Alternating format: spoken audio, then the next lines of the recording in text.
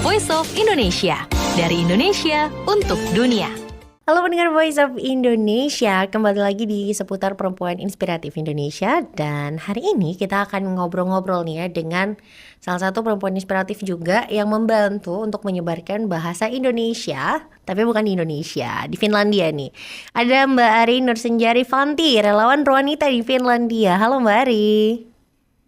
Halo, halo semuanya. Mbak Ari masih di Finland nih Mbak. Em, iya, tapi kebetulan saat ini sedang ada tugas juga, jadi posisi terkini di eh, Victoria di Kanada. Oke, nah Mbak Ari ini mengajar BIPA ya Mbak ya? Ya, ya, betul. Nah, kalau di Finlandia itu sendiri nih Mbak, minat dalam mempelajari bahasa Indonesia itu seperti apa sih Mbak? Em, Cukup berdasarkan data Hmm. per tahun lalu dan per tahun ini mungkin ya, masih antusiasnya masih cukup tinggi. Itu bisa dilihat dari uh, siswa yang mengikuti kursus gitu ya, atau orang Finlandia yang mengikuti kursus itu masih sangat banyak, dan juga pembelajaran bahasa Indonesia masih ada di kurikulum Finlandianya sendiri, yaitu bahasa ibu. Jadi Oke, jadi iya. tetap diajarkan seperti itu. Jadi ada peningkatan nggak Mbak dari tahun ke tahun nih? Untuk kelas reguler ada, tapi tidak signifikan, tapi alhamdulillah ada seperti itu. Nah Mbak, dalam mengajarkan bahasa Indonesia ini kan bisa dibilang bahasa Indonesia tuh rumit ya. Kalau kita Hmm. daripada kita belajar bahasa asing yang lain, mungkin bahasa Indonesia tuh terbilang rumit karena apa yang jadi bakunya itu jauh berbeda dengan yang kita gunakan sehari-hari. Nah, itu ada tantangan tersendirinya nggak sih, Mbak? Em, Tantangan pasti selalu ada ya, Mbak, karena pertama ketika kita memulai mengajar itu kita harus adaptasi dengan atau ada penyesuaian dengan latar belakang mereka, cara mereka belajar seperti apa, materinya harus seperti apa. Nah, dari analisis itu biasanya muncul tuh tantangan-tantangan tersendiri. Misalnya contoh untuk pembelajar di Asia, mereka lebih senang untuk belajar tata bahasa gitu. Jadi tidak mau kita eh, bukan baku ya. Jadi kategorinya harus benar-benar standar bahasa Indonesia mengajarkan kepada mereka gitu. Untuk pembelajar di kawasan Eropa atau Amerika misalnya, mereka lebih santai, cenderung em, ingin menggunakan bahasa Indonesia itu untuk kebutuhan komunikasi itu, baik komunikasi di ruang informal ataupun di ruang formal. Jadi materi yang dibuatnya juga harus disesuaikan seperti itu. Tantangannya bagaimana menyesuaikan eh, tiap-tiap pembelajar itu sendiri, Nah, menyesuaikan segalanya gitu ya. nah tadi kan Mbak Ari ini bilang ya ketika mau memulai di situ juga ada researchnya dulu mengenai targetnya nih ya yang akan belajar. Kalau dari Betul. sejauh ini yang sudah dilakukan untuk masyarakat Finlandia sendiri itu metode yang paling efektif dengan cara yang seperti apa sih Mbak? Kalau berdasarkan teori dari um, BIPA-nya sendiri, lebih menggunakan metode berbasis teks gitu. Jadi Mhm. berbasis teks karena nanti jatuhnya ke konteks gitu loh. Jadi pendekatan pendekatan kontekstual. Karena untuk kelas reguler itu kebutuhannya komunikasi, jadi uh, selain menggunakan pendekatan berbasis teks dan kontekstual, uh, bisa juga diintegrasikan dengan pendekatan komunikasi gitu loh. Dan juga karena di Finlandia ini memang sangat apa ya namanya, mapan dari segi teknologi gitu, diintegrasikan juga dengan eh, apa namanya, teknologi saat ini gitu, pendekatan-pendekatannya gitu. Jadi berbasis, misalnya materinya ada yang berbasis digital seperti itu, Mhm. tidak hanya melulu teks gitu, tidak hanya melulu buku seperti itu. Oke, Mbak, dalam materinya sendiri nih apakah ikut mengenalkan juga? Karena kita kan di sini juga ada nih yang mari berbahasa Indonesia di Voice of Indonesia nih. Nah, dalam mari Ah, oke. berbahasa Indonesia ini kan kita seringkali mengenalkan misalnya unsur budaya atau salah satu tempat wisata. Kalau dalam materinya Mbak Ari nih ada nggak sih kayak gitu-gitu? Oh, itu sudah jadi semacam apa namanya, suplemen yang wajib gitu untuk mereka. Eh, Sebenarnya ketika mengajarkan bahasa Indonesia itu, mau nggak mau persoalan budaya itu akan terus melekat gitu loh, Kak. Jadi Iya. materi budaya itu kami integrasikan di materi topik-topik yang misalnya di outline itu atau di syllabus itu materi topik-topik misalnya contoh untuk di level dasar itu misalnya kegiatan sehari-hari atau keluarga. Nah, budaya-budaya Indonesia itu kami implisitkan di sana gitu. Bisa Mhm. masuk dalam teks, bisa dibuat pojok budayanya sendiri jadi diajarkan secara eksplisit gitu. Bisa juga diintegrasikan dengan materi utamanya seperti itu. Jadi memang memang sering di bukan sering selalu kami ajarkan seperti itu. Nah, tadi kan Mbak Ari juga bilang nih ya, disesuaikan dengan kondisi teknologi saat ini, apalagi di Finland yang sudah lebih mapan lagi ya. Nah, untuk Hmm. peran teknologi sendiri nih selain materi berbasis digital gitu, ada nggak sih Mbak yang dilakukan lagi inovasi, misal aplikasi gitu mungkin? Menggunakan aplikasi sering karena kalau misalnya online gitu ya, kalau misalnya pembelajarannya online lebih dalam situasi online banyak menggunakan aplikasi terutama untuk misalnya kuis-kuis seperti itu ya atau ada materi-materi yang membutuhkan visual yang apa namanya yang dominan seperti itu. Jadi uh, saya mencoba untuk apa namanya merangkai itu semua gitu. Jadi merangkai tidak membuat aplikasi, tapi aplikasi yang sudah ada kontennya dimasukkan ke dalam aplikasi tersebut. Misalnya contoh kayak misalnya kuis nih, the quiz kita pakai aplikasi yang namanya Quizizz atau Kahoot. Itu itu sudah cukup apa namanya sudah cukup umum sih digunakan di apa namanya di pengajaran-pengajaran bahasa asing seperti itu. Jadi saya coba adaptasi untuk menggunakan aplikasi-aplikasi tersebut. Oke, nah bicara tentang bahasanya sendiri nih Mbak, bahasa Indonesia tadi kan kita juga, aku sih yang sebut ya bahwa sebenarnya dia tuh jauh lebih kompleks dibandingkan dengan apa yang terlihat di rumusnya gitu. Nah setelah ini mulai mungkin mengajar 1-2 bulan gitu, responnya dari siswa-siswanya tuh seperti apa sih Mbak? Ketika belajar bahasa Indonesia, Iya, dan melihat perbedaannya eh, dengan bahasa ibu mereka. kalau konteks Finlandia, karena memang Finlandia itu sama ya, maksudnya dari segi tulisan, cara Hmm, penulisan dan cara pelafalan itu sama seperti bahasa Indonesia. Apa yang mereka tulis sama eh, dengan apa yang mereka lafalkan. Yang berbeda adalah dari segi tata bahasa.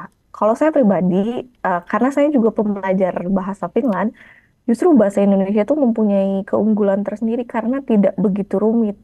Tidak ada namanya verba konjugasi ya dalam bahasa hmm, Indonesia itu. Jadi ketika misalnya kita mau bilang saya makan, dia makan, kita makan gitu. Nah, kalau di bahasa Finland itu kan berubah tuh dari mulai subjeknya, objeknya gitu ya, kata kerjanya. Jadi mereka sangat senang gitu, sangat senang karena ini relatif mudah untuk mereka apa namanya diterima bahasanya itu gitu. Yang jadi kesulitan bagi mereka itu adalah penggunaan bahasa slang gitu ya, bahasa oke. informal Indonesia, Hmm. bahasa gaul lah gitu. Kadang-kadang yang suka bingung kenapa tiba-tiba ada ragam bahasa ini nih di konteks langsung gitu ya. Karena kan di Indonesia di apa namanya di Finlandia banyak orang Indonesia juga dan pembelajar banyak yang bersinggungan langsung dengan warga Indonesia di Hmm. sana gitu. Jadi ONI kan tidak apa orang Indonesia tidak melulu menggunakan bahasa Indonesia yang baku gitu ya. Nah, itu jadi semacam mereka adaptasi ulang nih. Wah, ini beda nih bahasa yang diajarkan di kelas seperti itu. Pasti Wih. kadang-kadang komennya itu aja Nah, sejauh ini. Mbak Ari kan juga belajar bahasa Finland nih. Aku mau tanya sih Ya, sebenarnya ya, ada nggak sih kesamaan kata Mbak? Mungkin kata atau ya tata bahasanya gitu, grammarnya ada yang mirip kah? kalau grammar sama sekali nggak ada, tapi kalau kata Mhm. ada misalnya sama, Mhm. sama itu sama. Oh. Di Finland tuh sama. Kemudian eh, lampu, Mhm. lampu juga. Kemudian jalan-jalan. Tapi karena Finland itu tidak ada eh, huruf J ya, J Mhm. itu dibaca Y gitu. Mhm. Ketika penulisannya misalnya jalan, tapi dibacanya yalan gitu. Oke, Itu jadi mungkin kayak bahasa kesalahan Belanda saya. gitu ya Mbak ya. Gitu gitu. Jadi nggak ada. Tadi Mbak Ari juga sebut ya kalau di sana juga masuk kurikulum, ada yang masuk kurikulum. Ini kurikulum di sekolah kah atau mungkin ada kampus dengan ini pelajaran mungkin bahasa atau sastra Indonesia? Di sekolah, di sekolah pendidikan dasar. Jadi dari SD sampai SMA itu ada dalam skup bahasa ibu gitu ya, bahasa ibu. Jadi orang Indonesia ataupun siapapun yang mau belajar bahasa Indonesia di level itu bisa masuk ke kelas itu gitu, ke kelas Oh, oke. bahasa ibu. Dan ada pilihannya bahasa Indonesia di sana gitu. Dan lumayan apa namanya? Karena udah jadi kurikulum ya, jadi memang selalu ada gitu muridnya, selalu ada yang belajar bahasa Indonesia. Jadi campuran antara orang anak-anak yang berasal dari keturunan Finlandia dan Indonesia, ada juga yang memang pure orang asing seperti itu. Oke, nah Mbak Ari, untuk mendukung program pembelajaran sendiri, adakah program-program seperti pertukaran gitu atau mungkin visit ke Indonesia untuk memperlancar bahasa Indonesia mereka? Eh, dari Finlandnya, dari Finland atau program secara umum Secara di umum aja dunia? sih. Ada. Jadi misalnya untuk karena biasanya programnya datang dari Badan Bahasa ya. Badan Bahasa itu banyak sekali program yang seperti exchange gitu. Mhm. Misalnya dari pembelajarnya datang ke Indonesia melalui kegiatan Festival Handai kemarin tuh baru dilaksanakan. Jadi mereka mengapresiasi bahasa Indonesia melalui beberapa kegiatan, misalnya berpuisi, reportase semacamnya itu, atau misalnya di lembaga-lembaga independen gitu ya, misalnya kayak di Australia itu ada sister school, jadi mereka belajar bahasa Indonesia belajar bahasa Indonesia di Indonesia gitu, dan orang Indonesia belajar bahasa Inggris di Australia seperti itu. Itu sebenarnya umum ya, bukan kategori BIPA, tapi untuk skup belajar bahasa Indonesianya eh, yang sering kerjasama yang sering dilakukan itu antara Australia dan Indonesia seperti itu. Itu tingkatnya dari SMA sampai perguruan tinggi biasanya seperti itu. Kemudian kalau Eropa itu Jerman ya, Jerman Mhm. dan Jerman dan Belanda itu juga ada program. Kalau Belanda mungkin semacam komunitasnya ya, Mhm. komunitasnya yang datang ke Indonesia atau orang Indonesia yang berkunjung ke eh, banyak sih mahasiswa ya, mahasiswa yang Mhm. berkunjung ke Belanda gitu untuk di sini bukan belajar bahasa tapi lebih ke budayanya. Cuman kadang-kadang ada penyisipan gitu ya, penyisipan untuk belajar bahasa gitu di misalnya dalam waktu apa namanya beberapa jam gitu ya, beberapa jam pelajaran Mhm. ada disisipkan pembelajaran bahasa ya gitu. Oke Mbak, nah ini sebenarnya terakhir sih ya menutup perbincangan kita hari ini nih. Sarannya Mbak Ari untuk teman-teman mungkin penutur bahasa asing yang ingin mempelajari bahasa Indonesia tuh apa sih Mbak? Dan apa dulu nih yang harus pertama kali dikuasai? Oke, kalau menurut saya eh, eh, tidak perlu takut dengan tata bahasa yang pertama gitu, yang karena bahasa Indonesia itu mudah ya. Kalau menurut saya mudah untuk dipelajari gitu. Jadi tata bahasa eh, itu di itu jauh-jauh hari saja atau nanti saja gitu dipikirnya. Mungkin untuk teman-teman orang asing yang belajar bahasa Indonesia yang perlu dipelajari itu bagaimana cara berkomunikasi dengan orang Indonesia seperti itu, dengan orang Indonesianya gitu. Jadi bukan mempelajari kata-katanya, tapi mempelajari cara komunikasinya seperti itu. Misalnya untuk berkomunikasi dengan atau di situasi formal harus seperti apa, seperti itu. Dan itu kan turunannya pasti ke kosakata ya. Jadi mungkin bisa untuk banyak baca tentang kosakata aja seperti itu sih. Kosakata aja. Banyak belajar tentang kosakata dulu gitu dasarnya. Karena semuanya dasarnya dari kata Oke Mbak sebelum Ari. jauh ke lain-lain.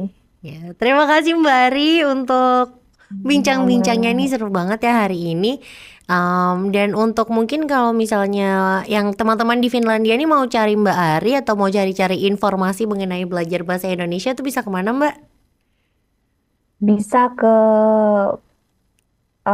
Kemdikbud, ya Mhm. Kemendikbud atau Badan Bahasa, website Badan Bahasa, atau bisa juga kalau melalui media sosial, misalnya dari Instagram, #BIPA, itu Mhm. banyak sekali nanti keluar dari, sekarang di Indonesia banyak sekali lembaga-lembaga yang membuka kelas BIPA, baik secara online maupun offline, seperti itu. Jadi #BIPA saja, atau BIPA bahasa Indonesia untuk penutur asing, itu juga akan banyak gitu, akan banyak keluar gitu. Oke Mbak Ari, terima kasih banyak untuk waktunya. Selamat bertugas kembali lagi di Sama. Kanada dan nanti kembali ke Finlandia dengan sehat dan juga selamat ya Mbak ya. Terima kasih banyak Kak. Oke, mendengar Voice of Oke. Indonesia itu tadi bincang kita bersama dengan Ari Nursenjarivanti, relawan perwanita di Finlandia yang membantu kita juga nih untuk menyebarluaskan bahasa Indonesia ke penutur asing. Kalau gitu mendengar minggu depan kita akan kembali lagi dengan tamu siapa lagi, kita akan ngobrol dengan siapa lagi yang memberikan inspirasi lagi. Tunggu minggu depan di seri seputar perempuan inspiratif Indonesia. Voice of Indonesia, dari Indonesia untuk dunia.